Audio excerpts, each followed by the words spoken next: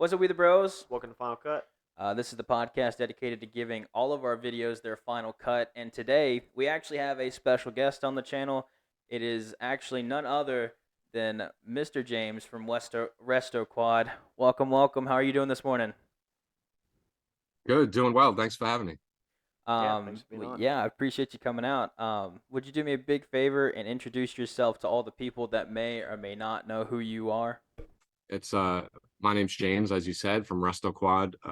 We are an online retailer of ATV lighting and wiring harness and accessories for mainly sport quads. Some of the forgotten models of the past, some of definitely the current models. And we've just been looking to help some of the sport quad riders that other companies have basically, forgotten about. And we also look to give people that can have an avenue to street legal riding the equipment to do so. Awesome. Yeah, I know that you actually gave us a set of V1s and V2s at Calendar Bench World. We got a chance to mess around with that, so it's definitely been a bit of a game changer. Yeah, I put those on the other day. Love them. Yeah. They're awesome. Awesome, cool. Yeah, from stock, it's like it's not just a one-up upgrade. It just it's leagues better. I'm gonna have to buy the full harness now. Yeah. Well, that's part of our company mission, right? Is to give people the option, right? So you could start with whatever your riding habits are. You may not need the whole kit, but it's something that people can expand their system basically to utilize some of the other products we have too. Nice. Now, we did have a bunch of questions that we were going to ask you, and I did get a chance to send those over to you so you'd have a ballpark idea of what we're talking about. But I do want to tackle the very first question, which pretty much just is like an opportunity for you to talk about yourself in the past, because obviously with every good idea, it starts from somewhere. So I did want to know, how did you get into sport quads? Did you own one as a kid, or is this just like a recent passion that you've picked up? No, I didn't have one of my own as a kid. My brother was into quads, older brother. He had some cool stuff. He had a Banshee and a Blaster. I messed around with that for a while with him. I didn't, funny enough, I got out of a long-term relationship, and I did the whole impulse buy, that maybe something your girlfriend wouldn't have been happy about having, Feel that. Yeah, right. So went over to the dealership. I got a 2002 Honda 400EX. Oh wow. And that was kind of the quad that started it for me personally, and loved that thing. Really had a good time with it. Unfortunately, at the time I didn't know, but it was a precursor to this business, really. I grew up in New York City, in Staten Island to be exact. We had a little more of riding area than some of the other boroughs, but still not a lot.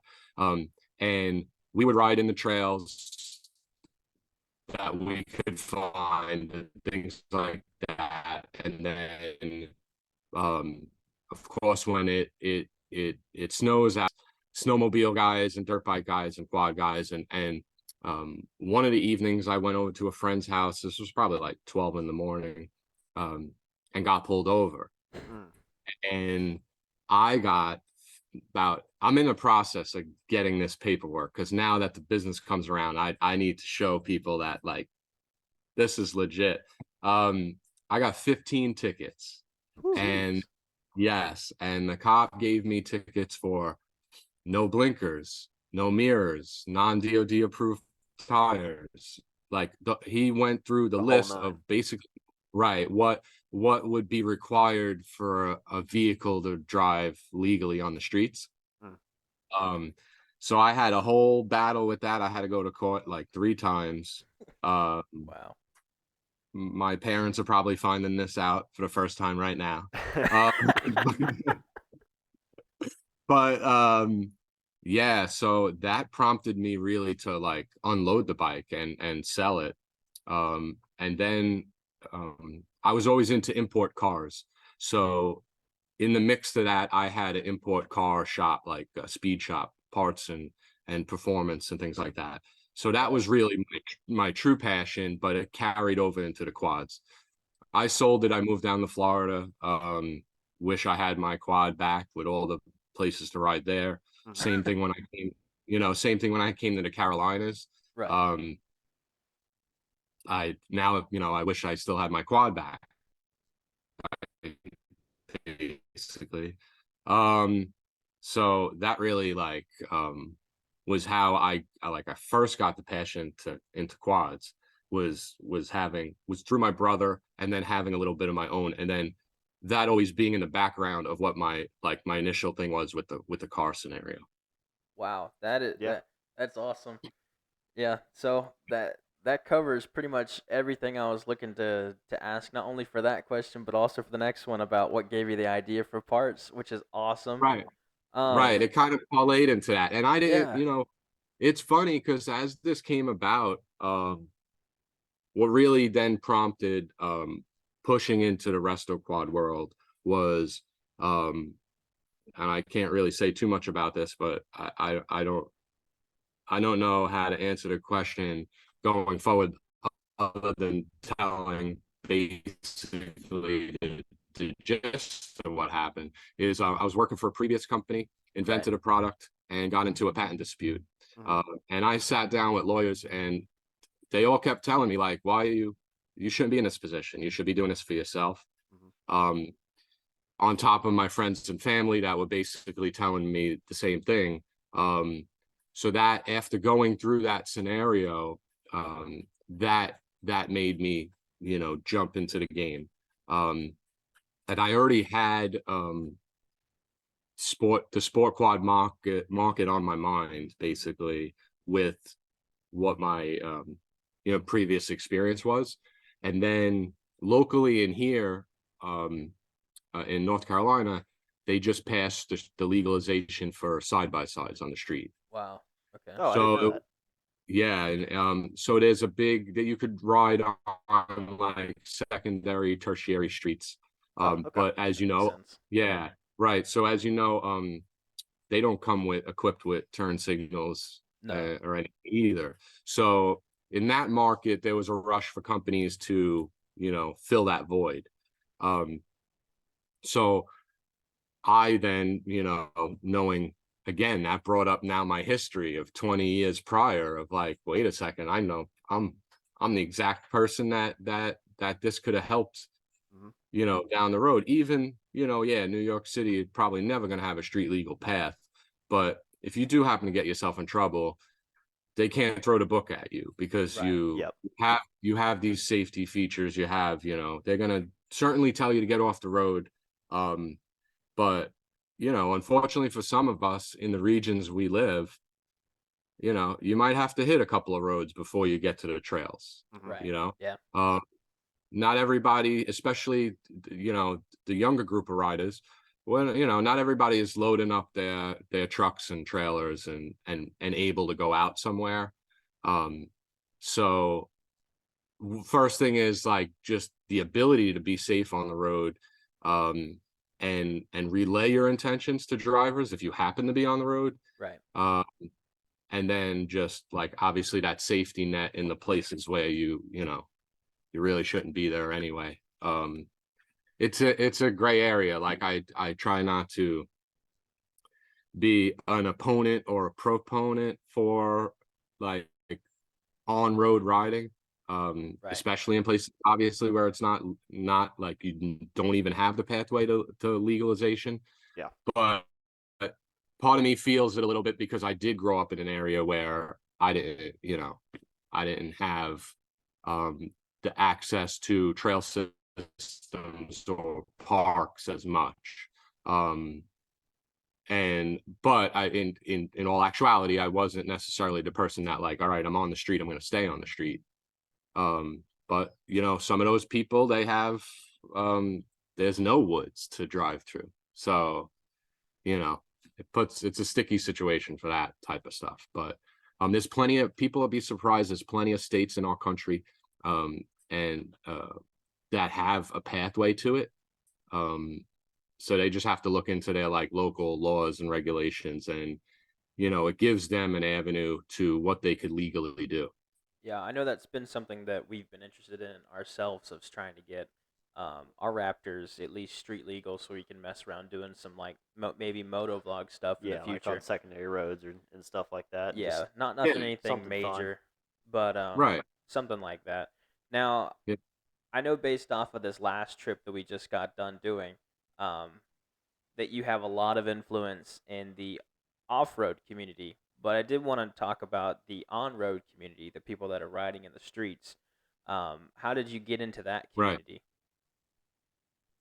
So that would be something, I guess, like I said, just through my past experience of the landscape that I had to ride in growing up. So in some of the people, like really a lot of my original influence is overseas. So once we started going out with some of our products, countries in Europe and islands, we just kind of signed up a dealer in Jamaica that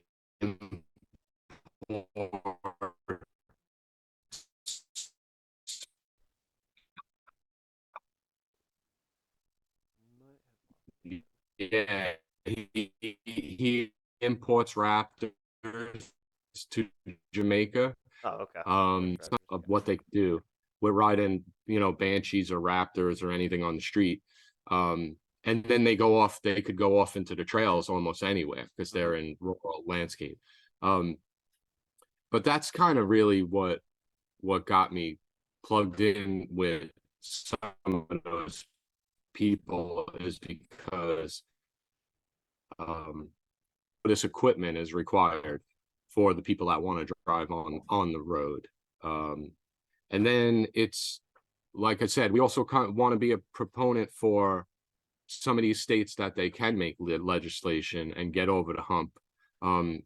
Sure, it's tough in the metropolitan areas, like you know, it's not so logical to do that type of riding in the metropolitan areas, just because of you know, the crowds and the traffic and all that type of stuff. But like where we are in North Carolina, you know, if I drive 20 minutes that way, I'm in a metropolitan area. If I drive 20 minutes the other way, it's tobacco fields and rural landscape. So I think personally there should be a balance within states, between the counties as well. Like, okay, so you know, you can't ride legally on the street over here, but you could do it over here, you know. Yeah, exactly. You know, and to me too, sure, like so there's always going to be a scenario, like there is with cars, like there is with street bikes, like there is with almost anything else that are on our roads, that there is the propensity for like a reckless driving scenario. Right. Or you know, or you know, really just riding some of these bikes, you know, not to their true intention. Let's put it that way. Yeah. And but at the same time, that shouldn't shut out the rest of the community. No, it's just like it doesn't for automobile or for a street bike or for any of those type of things. Yeah, you know? Exactly. Yeah, that's kind of what I was going to say. Is it happens in every community, and one shouldn't be punished because of another, you know. Right, exactly. And when you look at the vehicles themselves, there should be nothing other than obviously the equipment you need to bring it up to street legal status. there should be nothing that disqualifies a quad from being able to ride on the road if you look at all the other vehicles that can. Exactly. Right, Like right. mopeds only do like 30 miles an hour max, and they're allowed on the Right. road without even a license. Exactly. If anything, that's even more dangerous. The Yeah. slower vehicle on the road could create more havoc than, it's not necessarily about speed, So Right. yeah, I think there should be pathways in the states that there's not. We're going to try to, fuel that fire a little bit in our own state, just like a lot of the off-road guys in the side-by-side community did. They helped to push legislation and, advertise for it, things like that. So we want to be able to do that, not only in our state, but across the country for all the riders that have, different scenarios in riding. Because it's really easy for the, and I feel like I could kind of touch on this a little bit because I've been in both worlds, right? Right. It's really easy for the rural rider that maybe is living on 20 acres to say, like, what are these guys doing? Like, they got it, like, they could find some place to ride. Like, why are they on the street? Like, get off the street. That's not what riding sports quads is about. It's not really fair to say, because they want to be a part of the community as well, get the joy from riding their bikes as well, but they don't have access to that. There's like, No, I mean, it's places you simply aren't, never mind being able to afford it, there's just not 20 acres to give to one person, so yeah so it's tough. And again, like I said, I lived in Staten Island, which they called the borough of Parks, but if you compared the trail system or the woods there to any other place, you'd be like, you call that a park? It's like 2 blocks of trees, but that's what that's what we had. Actually, you work with what you have. Funny thing, most of our riding we did on the Staten Island garbage dump. Okay. Wow. So that was the big landscape area, like big in Staten Island. They closed it down in like the late 90s, I think, but it basically was the spot that all the garbage from New York City went to. Okay, so like mountains, literally mountains of garbage. And all the older sections, like after they stopped using them, and they do whatever to cover them, and they just then like abandon, and it just they shift to the next area. So we would ride out again, have to take some streets to get there, but we would ride out and then go on the garbage dump and basically rip around there. And it's just, again, nobody wants to be riding on a garbage dump, but if that's what you have there, yeah, I mean, that's what you have, yeah, that's what you have. It's like it pushes you that direction, and it obviously it blurs the lines between what you should be doing, what you shouldn't be doing. But man, I mean, we're all just looking to get after it, right? So yeah, it's all about seat time. Yeah. We did have an idea that we had thought about looking at the DRLs for your headlights. Yeah. Do you want to talk about that? Yeah. So yeah. I don't know how you would market it, like maybe an on-road version and an off-road version, but the DRLs, you know how they're like the white DRLs and the turn signals in amber? Yes. So for the white DRLs, have you ever thought of like maybe making an off-road only version where you could like customize the color of the DRL? Like say if you wanted like a green DRL or a red DRL or something of that nature? Yes. So you're basically kind of hinting on our future plans for maybe a year or two out or whatever. So in our head, we want to develop these products, and then we want to develop like an RGB version of the product. That'd be cool. Yeah. So that's what we're hoping to kind of get with for the, like you said, for the true off-road people too. There could be some customizing that you could do for that. Yeah, it would be really cool. So yeah, I was I was just thinking about it the other day because I'm building a YFZ and it's got red headlights on it, like they're just the factory headlights with a red film on them. And I was looking at the ones Right. you sent us, and I'm like, it would be really cool if it had a red DRL because I want to keep the red lights, but I think that would look really good. Yes, So I was, for sure. Kind of like all the automotive lights, like that they yeah, got like Dodge Chargers and stuff exactly. like that. Yeah, Yeah. You like can Will change the was color. Yeah. exactly. Will was talking about like how he had those on his Jeep. I'm like, oh, that's exactly. So, Right.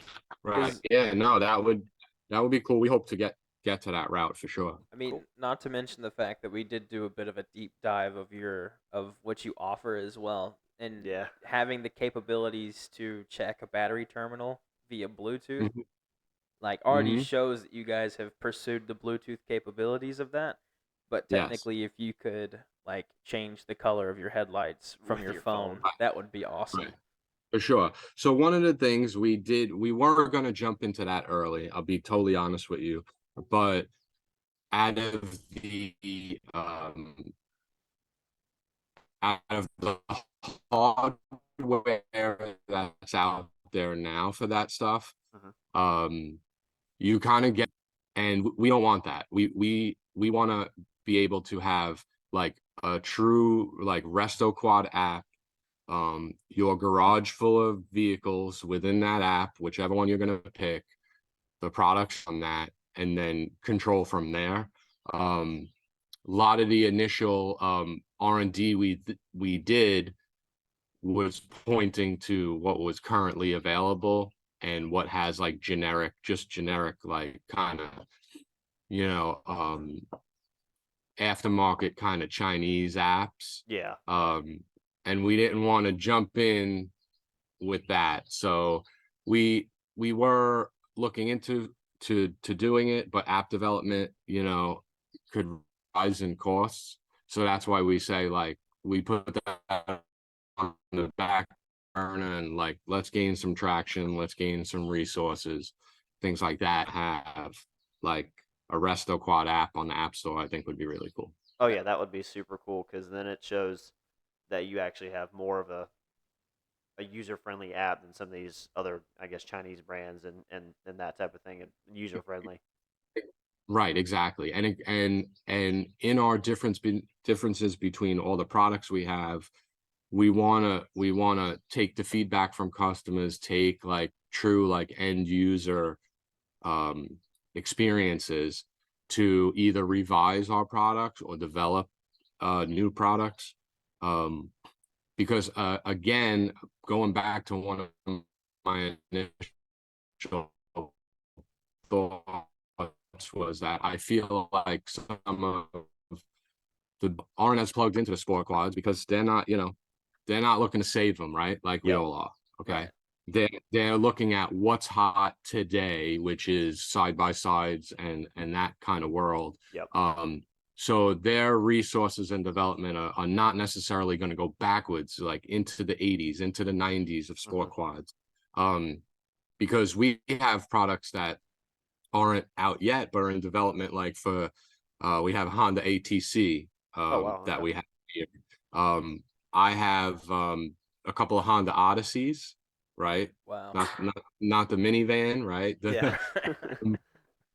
So I have a couple of those that they're my personal build. That within that build, I'm going to find products and voids that the people in that community need and that they need Right. attention to. And I'm going to do that for myself and I'm going to do that for them, basically. So, that's why we want to make sure that when we do pull the trigger on like app stuff and things like that, that it's Right. truly geared towards sport quads. Like you're going to pick your vehicle and there's going to be a list and a picture of everything. What do you got? You got a 400EX, you got LTZ. What do you have? And then build your garage out from there and have something really like cool and unique for the community. Well, it also helps a lot with like user friendliness. I know that I've had an issue with that where like I would purchase something that looks like it's supposed to fit my bike, but it's for a different bike. They just use that same picture as an example. And I'm like, Yes. well, now I can't use this because it doesn't fit my bike. So Right. that's always been a killer.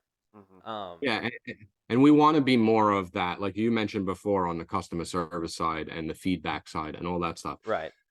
As of right now, I mean, we got, between just calling in or like live chat, people are talking to me. They're not going into, a customer service bank.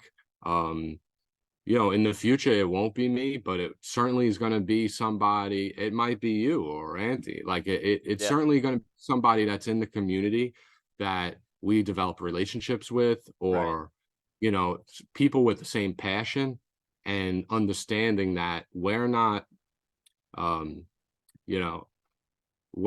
just going to we're not just going to be a mail order catalog. Yeah. Right. Yeah. We're actually out here. One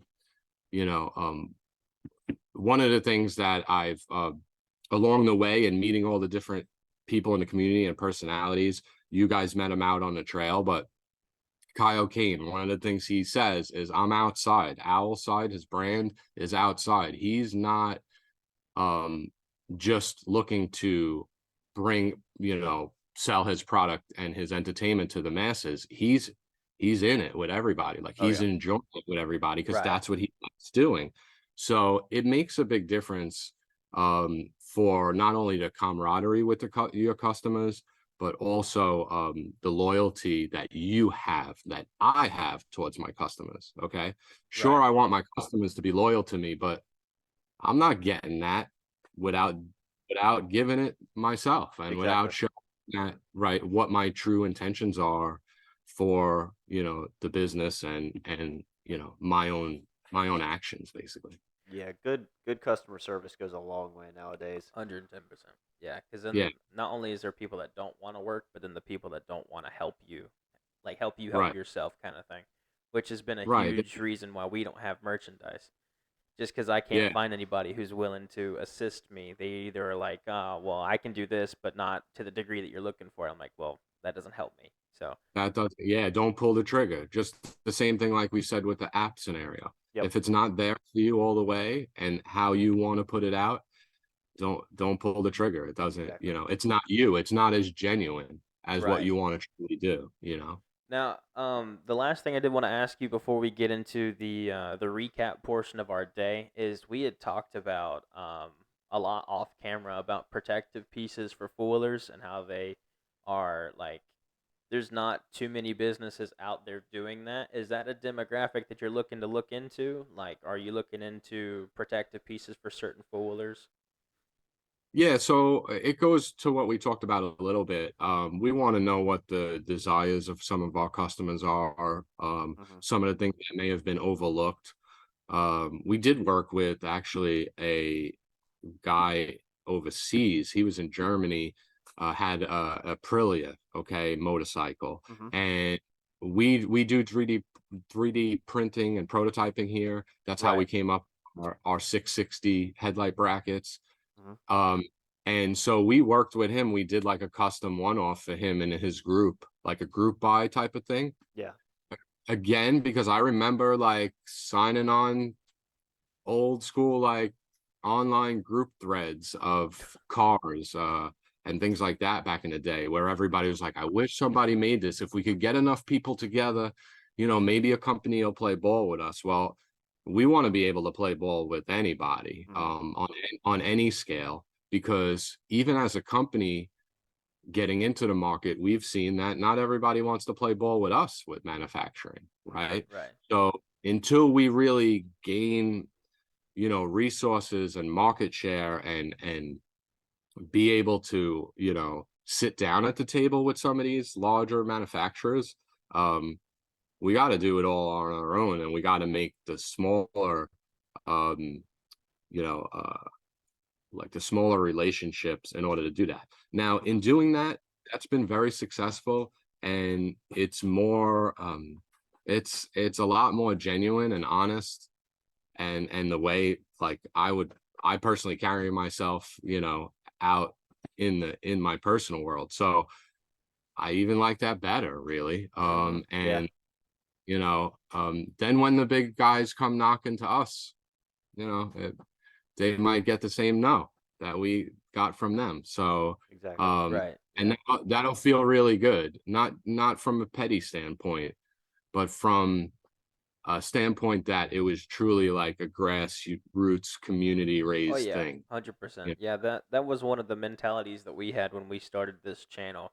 It wasn't that we wanted to be successful just so we could be like, look at us kind of thing, but more it's like we wanted to get an opportunity to shake hands and ride with the people that we've looked up to for years, and we just did that this last weekend. So that was a huge accomplishment. What you said truly just gave me the chills, because that's Yeah. exactly what happened at the ride, and I'm sure we'll go over that in a recap. Yeah, no, like, I don't know. Yeah, it was a special ride. I know people, your followers and all the other followers, are going to see a lot of really good content out of that. Right.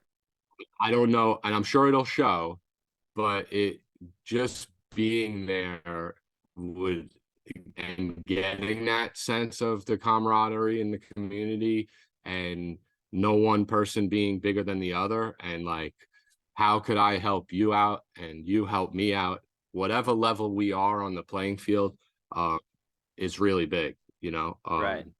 So yeah, we had a great experience with that. Yeah. But getting back, blast.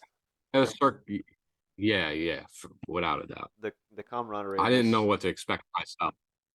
Yeah, the camaraderie in this community alone is I'd say one of the best out there, because I mean everyone can talk to anybody. It's nobody's better than anybody, and I think we saw that this past ride. Yeah, right. And I think amongst we're just talking three of us. I think a majority of some of the other people that weren't regulars on that trip felt the same way, like felt a little like, because it's just typically the world we live in, and what sometimes like the ruthlessness of achieving something, right, is not a good human trait. And like in other parts, other industries, or wherever it may be, it shows itself like really, really bad. But a bunch of us came in with like trepidations, like, how's this gonna go? Like, how are we gonna fit in this mix? And it was nothing. It was like we just came off last month's ride with each other. Right. Yeah. Oh yeah. Yeah, so I guess it's a good way to segue into it, because I definitely do feel like that. Like, just basically watching everyone's videos, you feel like you pick up where you left off with like old pals that you've seen for forever and ever. Because before we joined this trip, the only people that we actually got a chance to ride with and get a good relationship with was the Brewers, and they had a large hand in setting this trip up. Yes. So I guess what was your favorite part of the trip? I mean, you were only there for one day. We got a little bit of trails in. But is there anything you... I would say favorite part is definitely meeting all the personalities, that some of which I've already been in contact with, whether it's emails or phone calls. Like you mentioned, the Brewers. Jacob was one of the first, almost...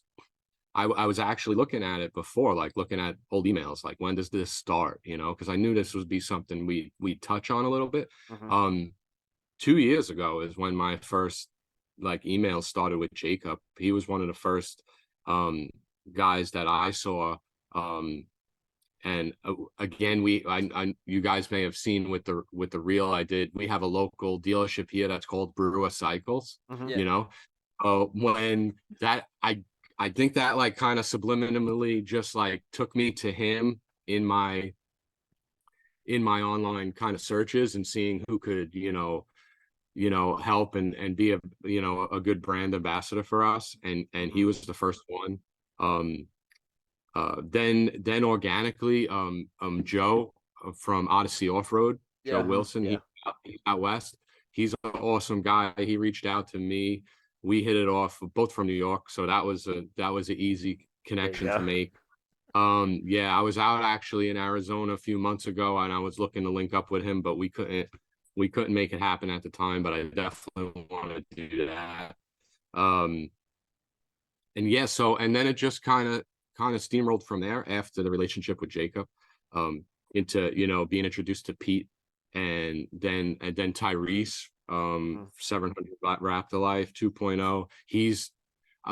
That's the next guy I'm going riding with, because he's about an hour away from me, or hour and like it's closer than my trip out. Yeah, so me and him, we already talked, and I'm gonna get out to him for a weekend to just hang out and ride. So it was cool. Of course, being in the trails was great. It's a cool park. If anybody that hasn't been to Carolina Adventure World and it's close, man, they should be hooking us up for all this promo we're doing. Oh yeah, we are publicizing that place next a lot. cap. So that was cool, but it was definitely, to answer your question and wrap up the long answer, is the people, really. I already, I had many phone calls with Pete, where he currently offers drop shipping of our products on his website. We're going to have even more dealings and partnerships with him. But it was just so refreshing to to meet everybody in the flesh, because I was the same as you guys. Regardless of my standing as being a company in the market, I'm watching these guys on YouTube, I'm watching their content, and then all of a sudden I'm here with them, So, right. And then even meeting you guys and Jackson off once I seen everybody, who was out there, because that was a relationship that we didn't start yet, and that I knew and saw. I just got a Instagram update on my watch just now. It doesn't look like you have an app. Yeah, we know, Siri.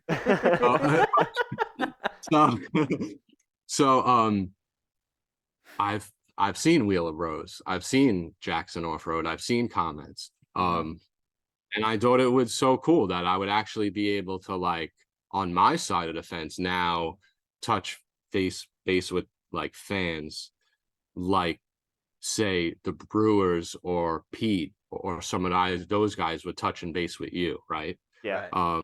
So it was the same exact feeling, just different rungs on the ladder. And of course, we all see Pete's influence as being the top rung on the ladder, but he's not standing up there looking down. I give him so much respect for how he interacts with both his fans and the other content creators, and truly being for that cause of saving the sport quads. I love it. He's a great ambassador for it, because like you guys mentioned, in other industries, other fields, a guy might want to get up to the top and then keep his top, and not look to support anybody else, really look down upon other people. And he is totally not that person. He is like the total opposite. Right. And that's really one of the reasons. Yeah. Him coming out. That's really one of the reasons why me. Go ahead. Sorry. I cut you off twice. Yeah. That's one of the reasons why. No, you're good. That's one of the reasons me and him got along as well, because I mentioned that I had speed shops back in the day, right? So I had a speed shop when Fast and the Furious came out. Okay. Oh wow. So I was already in that world, and I guess that dates me now,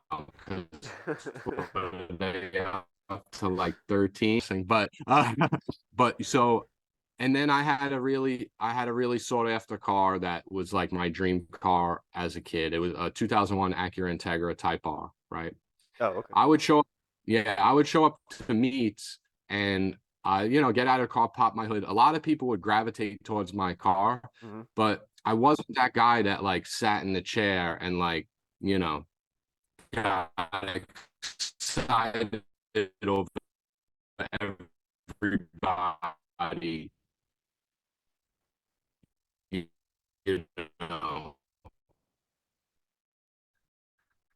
Yeah, you wanted to talk with everybody. On that, a lot of times I say you show love and you get love. You don't life's not just about getting love and keeping people at bay. around you, Yeah. 100%. Yeah, I mean, I would say we're the same way. Like we want to treat everybody the same way we want to be treated, and I feel like we've done a good job with that. for sure, certainly, yeah. Yeah. But no, Yeah. talking about, sorry to cut you off, but like talking about Pete and sitting down with everybody and getting to know them and actually talking with them, that's one of the most genuine group of guys that I've ever had the chance to meet and ride and talk with and all that. They're really good people. Yeah, it was awesome. It was awesome. Like I said, I had my own nerves jumping in the trails with those guys, okay? Because we have property here, but not a trail system per se, So I myself didn't really, have a window of riding like that in a while. Like, and I told you guys that when I was there, like, wow, this is like really giving me the itch now, Oh, yeah. Like, but because I get on the bikes and rip around the property, but it wasn't the same as like a trail system, like a park trail system. So part of me was like a little bit nervous, like, oh man, I'm going out there with these guys, like, you know what I mean? Like, so, but it was kind of seamless. I tried to keep myself, measured. When everybody was hitting the jump in the circle, I'm like, I hit it the first time through, and then I'm like, okay, I'll stay over here right now. I don't want to get too far myself.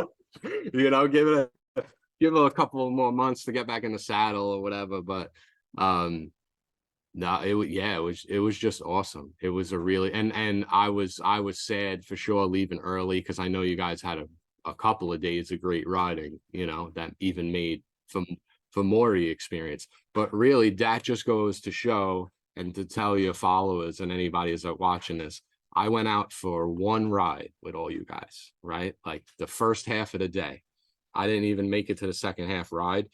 And just out of that one ride, I don't know, the reward from doing that, as far as like the excitement and the camaraderie we built and just the enjoyment was awesome. So I can't even imagine. I'm starting to see some of the videos pop up from people Ashton put on day one, I believe, right? Yeah. His full day. And I'm sure as everybody, yeah. So I'm sure just seeing all the other days is gonna be really cool. Mm-hmm. Really cool. I think we just got I think we posted ours the same day, and then we have like 2 videos coming out next week, and then 2 videos coming out the week after. So we should have the full day experience like out real soon. So that ought to be fun. Yeah, I saw a teaser from you guys, but I didn't see like the whole recap yet. Yeah, we the way that we do our editing is a little bit different. We try and do like a full follow along for all of our viewers, so they can see like every second of the whole day. Yeah, of each part of the trails. Oh, we just section it up between the perspectives and the trails and the trailheads and stuff like that. More of the experience. Yeah, right. Yeah, more of the experience, not just actual ride. But yeah, that's cool. That's definitely cool. Since you introduced yourself, I wouldn't mind sharing a little bit about us. Like one of the biggest things that we like to do, and the reason behind that is because, like, well, for me specifically, it changes every time. But we wanted to do something to showcase for like my family because my friends, or well, I say my friends. My granddad, he's not getting any younger, and he loves to ride. He's loved to ride since he was like forever ago. And his biggest thing is wanting to come and participate, and he can't do that. Mm-hmm. So we make that style content so a viewer like him who can't be there and participate can be with us the full weekend. Yeah. Right. Yeah, because I play ice hockey recreational, right? Adult ice hockey. On the ice is fun. It's awesome. But like people don't realize what we get out of, just, being in the locker room, being having beers after the game and all that type of stuff. Right. Adds into, it amplifies what happens on the ice. And it's the same thing, with the trails. It's the same exact thing. Right. And we just wanted to make sure that that everything was immersed, and that was the whole point of that. And I love the way you guys do it with the podcast as well after the fact. it Right. gives people a little backstory to how it went and how, Mhm. and I think that's awesome. Well, I mean, Exactly. there's plenty of stuff that never made it to like the actual finished part of the video. Like, there's a couple things that I noticed after the fact that we didn't pay attention to. No. This won't come out for a while, but apparently, well, you saw it in Ashton's video. They rode over a snake, and I had no idea that we did that. But No, I didn't see it. it was me leading, and then it was Steve, and then you, and then I looked at the back mount. There's a Jackson didn't snake. see it. Alex didn't see it. Pete didn't see it. The first person to see it was Ashton, and we all hit that snake. And just going back and looking at that from our perspective was funny as all get out. Because Right. you can see Jacob almost Yeah. come off his pegs, and it was just like, nice. Yeah, it's funny.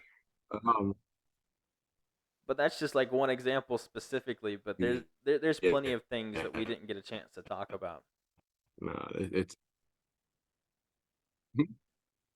But yeah, right. was No, for sure. I think the format you guys have for your podcast is very helpful. What was your grandfather's first bike, by the way? his, oh Lord, he's had everything that I could think of. His very first like thing that he got on was like an old Harley. I believe it was oh my Lord, we sold it when I was like 7. I have no idea. But that was his first one. I think it was a Goldwing, if I'm not mistaken, the one that had the shield on the front. Yeah. That's what Okay, he yeah. loved. And then other than that, he's had a Polaris, like a 2001, the 500 HO, the He Sportman. had that for a long time. Yeah, he Mhm. loved that thing. Well, He's yeah. taken that through Hatfield McCoy. He's had that. Oh, There's a couple other places he's been to that he would tell me stories, and I'd be like, "You didn't do that." He's like, "Yeah, I did. Not like you fancy people that have cameras. I don't have any proof, but I did it." So stuff like that I find fun. I let right. let Zoom. Yeah, catch he didn't up. have a GoPro. Yeah, he didn't have a GoPro back then. He would have had to like do Right. some get like a camcorder and duct tape. Yeah. Yeah. And the battery of the camcorder would be strapped to the back of the bike. Yeah. Yeah. Yeah. Yeah. Trying to see if That's Zoom will catch cool. up with us. It's not Being slow. living life right now. Yeah. Did we get it? There we go. Oh, well. Yeah, we lagged out a little bit. Like you got stuck up. I'm hoping that once my house is done and we get Wi-Fi in here, it'll be a lot better. Nice. Yeah. Because I'm running Wi-Fi from a tin can that goes into a tin can and then into my house. So it doesn't Right, exactly work the way I want it to. Kind of tap into that pole right there, bro. Yeah, I know. Yeah, I think speaking of that, we're actually going to be pulling the plug on the house either tonight or tomorrow to be able to get final power for it. So we should be able to finalize things, and we're almost done with the full like CO and stuff, and then I'll be able to inhabit my house, which would be nice. Oh, yeah, congratulations. Thank you. Yeah, it's been a lot of things in the works. I actually have to do a video on that in the near future to update everybody on the progress, but yeah, it's been a lot of fun. House update. Yeah. Yeah.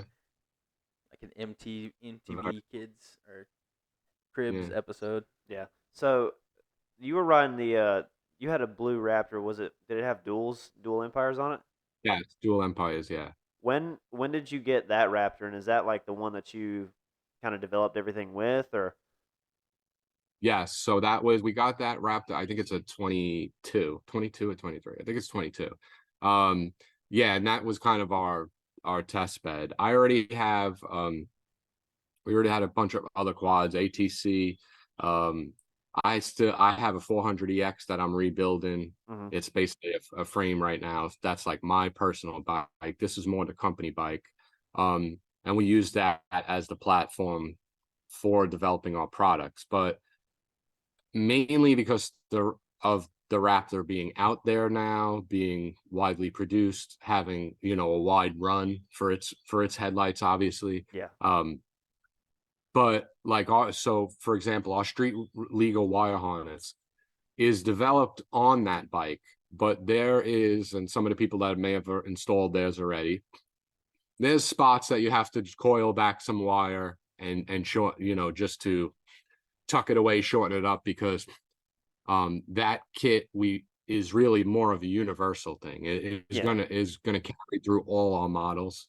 So we use that Raptor as our test bed, as like our show bike in the boots, vendor boots and stuff like that.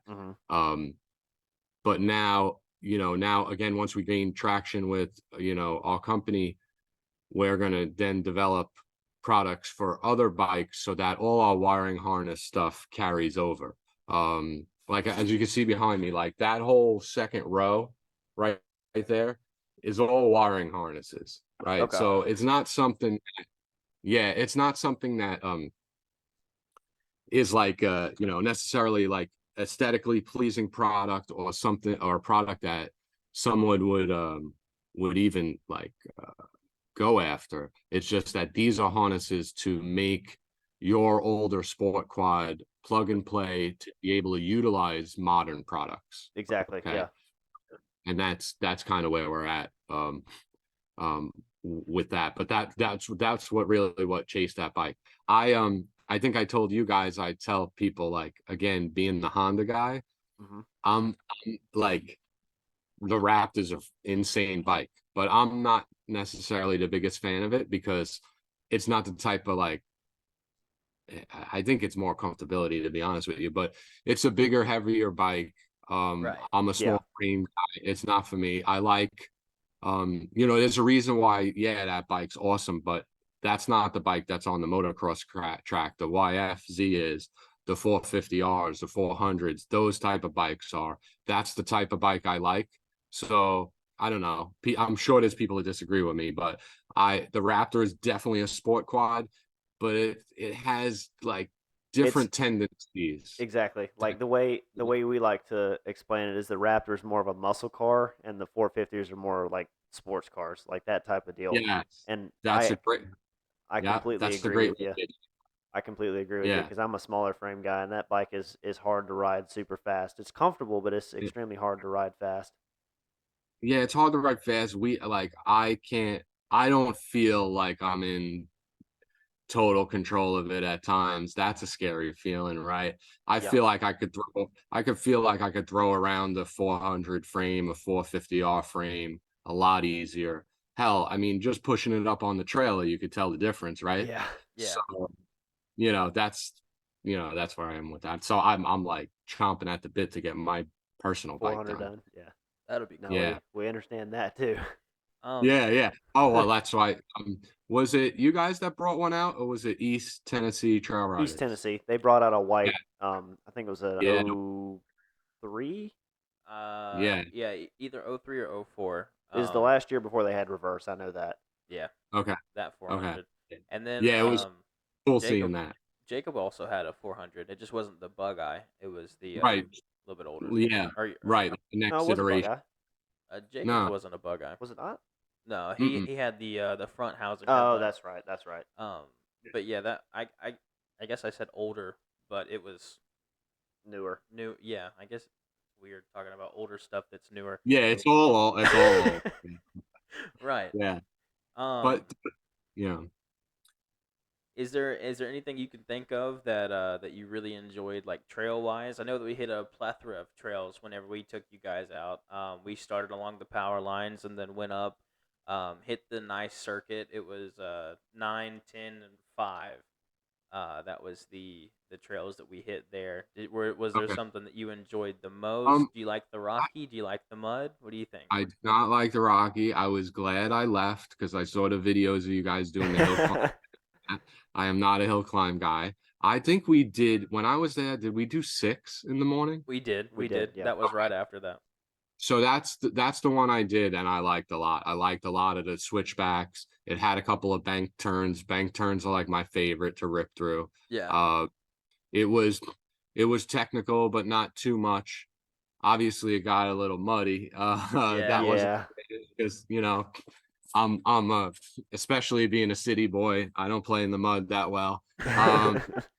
But that that added a different dynamic that was fun. But certain parts of that trail were really boggy and muddy, so you couldn't get a feel through it. Yeah. But the other parts I loved of that, there was jumps on there, but they weren't like intimidating. They just flowed like naturally. I was really cool. That's why I said like that's what we've been trying to build out here on the property, like get in the woods, the skid steer, and like, try to make that happen. But just the natural landscape of that was cool. I think we came down onto like a creek bed, and we had to go across the water and the rocks to get back up to, another section that was cool. Yeah, I was on 5, I think. Yeah. Okay. Yeah. But yeah, it's a cool setup out there. I'm definitely looking to get back to it. I really feel like, again, going back to a previous point, I really feel like on the Carolina Adventure World side of it, they didn't realize who was coming out there. No, not at all. Well, we don't really talk about us too much with the people there, and that was something that we've kind of neglected as we've grown as a channel, that we've done a large majority of all of our content there. Yeah. But they still don't know who we are. So yeah, you got to change the funny part. Yeah, you definitely should change that, because you're bringing a value to them by showing eyes their park.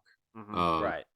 And whether they're wherever you are on the ladder, whether they're comping you a day to ride, whether they're giving you a cabin, whether they're giving you money to show up, that's where the park comes into play. Right. Like when I as myself, when I filled out the rider for that or the ticket for that, they asked me, how'd you hear about us? I went to I typed in Brewer Off-Road, Pete Hager. I went through the whole list of everybody that was there, like, to let them know that's why I'm coming to your park. Okay. Yeah. And I feel like if there were riders in the region, such as yourself for sure, but riders in the region that are fans of the Brewers and of Pete and of Ashton and of all these different people, okay, that are out there, Raptor Life, everybody that was out there. There's a lot of content creators out there. 100%. That if that was marketed on the Carolina Adventure World side, kind of like Badlands Bash was, right? Yeah. If that was marketed like that, they would have got a lot more people showing up that day, just 100%. Like a meet and greet type of scenario, a ride with type of scenario. So yeah, you should, being that you do a lot of your stuff there, you should start to work up that relationship, and that, because that's one, again, going back to Kyle Kane, right? That's he's out there and he's booked by parks to come out, because people want to come out and see his entertainment. They want to ride with him. They want to just his open personality about being outside, about being with everybody, like in that off-road mudding world that he's more tapped into. He has that, he's gaining that allure with his fans that Pete has with the trail riding crew, right? Yep. They're coming out there. Some of them to the point aren't even coming out there to see him perform his music. They're just coming out there for his personality, what he brings. To hang out, exactly. Hang out with, all that stuff. And that's exactly what you guys bring to the table. That's what the Brewers and Pete and everybody brings to the table. And we saw for ourselves the camaraderie. And the parks could benefit off that. And as can the riders and the content creators. It's 100%. It's a mutual partnership that way. Yeah, I think that would be a cool thing to look into moving forward. We just haven't really had a reason, or didn't really think we had a reason to say, hey, we're promoting y'all. Give us something in return, or something of that nature. We just go out there and have fun. Yeah. But I think you have the reason now. Yeah, I definitely 100%. Yeah. After that collaboration, everybody that was there, and reaching out to them, and just reach out to them, send them a link to your stuff. Send, I'm sure they caught wind by now. We've been trying to like tag them and stuff and do stuff like that, but just saying, hey, in case you didn't notice, which they certainly have, we were out there with a big group of our content creator friends. We're local. If you look at our channel, we've been out at your park and highlighting some of the trails you have here and blah, blah, blah, blah, blah, blah. Yeah. Right. For years now. And that could come into like, if they give you a free pizza at the place. Yeah. That would be worth it. Yeah, I mean, it doesn't matter. You gain your steam and your asking price or whatever goodwill that they want to offer, because you're honestly giving them, you're giving them that goodwill of saying like, hey, this is a cool place to ride, right? Yeah. So, 100%. Yeah, that all happens with growth and just your humility with it organically comes, Yeah. So I respect the fact that you didn't just jump in their throats and say, hey, like, we could do this for you. What can you do for us? I'm more of the person like, I'm doing this for you and I could do more.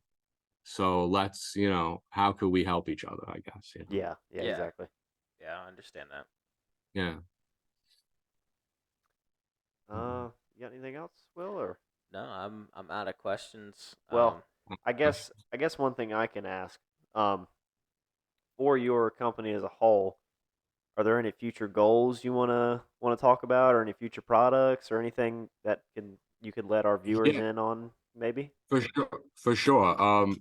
We have a 2024 is gonna be our year to really like put ourselves on the map. I feel like we've done a good job of it already. But people are going to see what I've been working on, me and the boys here have been working on for the past 2 years. Okay. So, it's not just what you see in front of you. It's bringing more of the older models into the mix, that in the sport quad world. We're looking again to develop headlights and taillights for other models, in the Honda, Suzuki, really everything. Because again, my company model, all those harnesses are going to be for those bikes too. That's not just out of all this here, there's only a few specific things for a Raptor. Yep. Okay. They're supported by our true line of products after that, with the wiring harnesses, with the brackets, universal type brackets, things like that, to modernize a lot of the old quads. So that's on the table. Also doing, looking to do a line of merch as well. Motocross gear. I actually just got samples here today. Ooh, okay. These are not necessarily going to be the prints we use, but this was just samples from suppliers so that we can kind of get a feel for the quality. A feel for the quality, right? Like I want to put out a good price point item, right, that the average rider could have, but I don't want it falling apart. Like I don't want it to be total. So exactly. I'm gonna work with this. I have some, like even the pants I currently wear for myself, like the Thors or some Foxes. I'm gonna compare it with that. See what we can meet on level as far as quality and features. But again, that's something man, he's gonna love me. I mentioned him 3 times now. That's something with Kyle Kane. With Owl side, I'm gonna go kind of partnering with him with the apparel side of things, because he already has a line that's very vibrant in colors. That's kind of what we are. So we're merging together. We're gonna do something like that. Cool. Yeah. I want to be able to do, again, with the kind of the ears to the trails and to the customer, we want to be able to do certain different features, pockets and zippers and storage, because a lot of people want to wear motocross gear, but we're not on the track, we're out in the woods. So we need some people need to get cigarettes with them. Some people need extra GoPro batteries, and Yep. Right. people a host of things that could be more of like a utilitarian type of motocross gear. Yeah, like adding something to the market that's not there. Yeah, exactly. Exactly. It's the exactly. same product, So that's what, but better. yes, that's what we want to do with a lot of this stuff. I'm sure, some of the stuff we've invented ourselves, like that haven't even been here. But if it's here, what are those bigger companies overlooking? What are they forgetting? And that's what we want to do. And that's just going to carry through, with all our products and on different bikes. But so the future is just really expanding our reach on what we offer, the street legal turn signal kits for all bikes. Gotcha. Yeah. Cool. So yeah, that's awesome. I really can't think of anything else that we wanted to bring up or wanted to talk about. So I guess just to recap, I mean, we talked about your business, where it came from, ranging all the way from the streets to the garbage dumps to back in the trails. Like that, Right. that's awesome to know the difference, and like, because that's something that we've never experienced here, because obviously I've lived on like a quarter of an acre, and we made a track of our own kind of thing.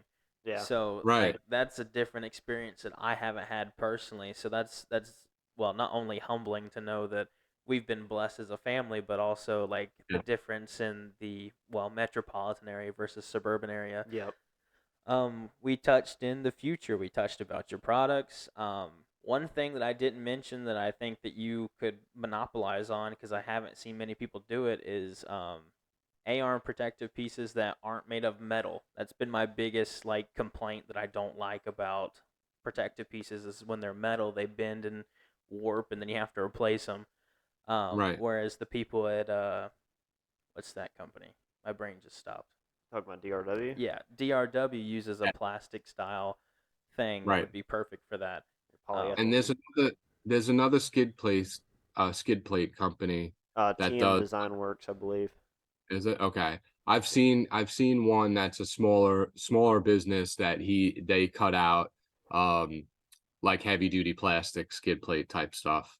Well, then if they're smaller, it might not be TM Design Works. I know Tyrese has a TM Design Works skid plate on there, but I'm not sure what other company. No, that's not it.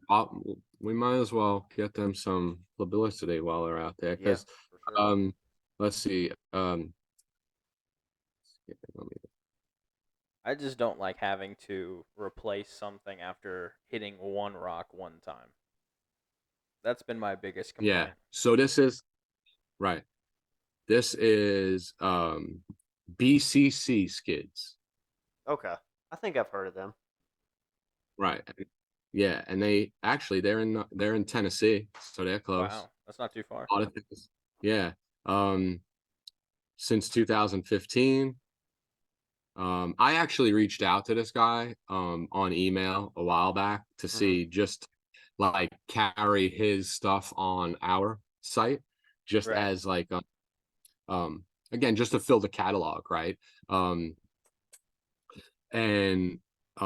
we really couldn't put anything together. But he does a lot of like models, and it's similar to, like you said, that you said DRW.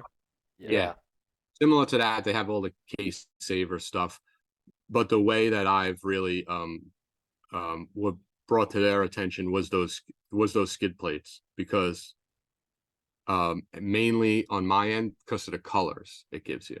Yeah. Ooh, yeah. So you could do different color options a little bit more than you would with like aluminum, Yeah, exactly. And then like DRW is just black and white. Only black or white. Yeah, TM Design Works I think offers a few colors like blue, white, I think maybe red, but nothing crazy.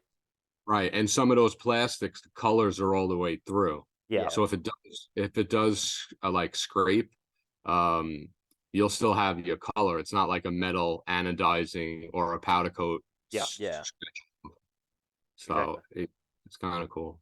So yeah, I just just felt like we should give you that pitch because that would definitely be kind of cool. No, If you ever could get into the protective pieces for A-arms, that would be legendary. I hear you. I definitely hear you. That's 'Cause I have a couple new scratches and dents after this weekend. yeah. Dude, I was like, as fun as I had, after washing the bike and looking at all the like, cause it was covered in mud and we were riding, all like the scratches and scrapes along the frame, along the plastics and all that stuff. I was just like, oh, Yeah. you know, like I have to wash mine again. It's still me dirty. too. Me too.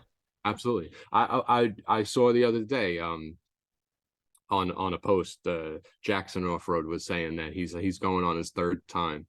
And, yeah, it was on East Tennessee Trail Riders IG, right? They just popped up with a new IG, so everybody's got to go check that. Yeah, everybody's got to get their account up. But yeah, I'm the same way. I'm like, oh, I can't get this mud off, and I'm, again, I'll admit, the city boy in me wants to be clean and proper, so. No, I understand that. Yeah, 100%. Yeah, so it hurts sometimes. Like I like to be what I like, and you'll see with my 400EX build. I'm the what's up, man? I'm the all show, like, and go. Like so thanks, bud. In the deliveries. So I am in the car world, we always used to laugh at the people that built these like beautiful cars and then they were trailered into the parking lot and like barely turned on just to go in the show, but so it was always like, and I'm sure you heard, all show no go type of thing. Like they never you don't take it out of the box or whatever. I'm like, I teeter totter because I want the showy, but I want it's meant to be ridden. Like that's what it's for. Like, so but it hurts when it gets scratched and dirt. It does. Yeah, I totally agree. It's part of the game. We're all like that, Yeah. Well, I mean, I can't really think of anything else. So if there's anything that you have information wise, I mean, by all means. I don't think so. We covered a lot, I think. Yeah. And maybe whatever I forget, we'll talk about in my next episode appearance. Yeah, 100%. Yeah, for sure. Yeah. We'd love to have you back on. That'd be awesome. Yeah. Hopefully by the next time we're able to do this again, we'll have all the kinks worked out, and I'll have Wi-Fi in this place, so it won't be so bad. Oh yeah. No worries. Listen, it's the same with our business. We started small and you got to just keep stepping up through the ranks and then you get it, that's really one of my personal senses of accomplishment is that I didn't go out and grab some huge business loan or anything like that. Just took it steps at a time and organically made it happen in grassroots and didn't really try to buy into the game, but to truly work your way into the game, and put the right legwork in, and it makes a big difference for the reward on the back end. Yeah, and then no one can say anything to take away from that because you earned it. Right, 100%, 100%.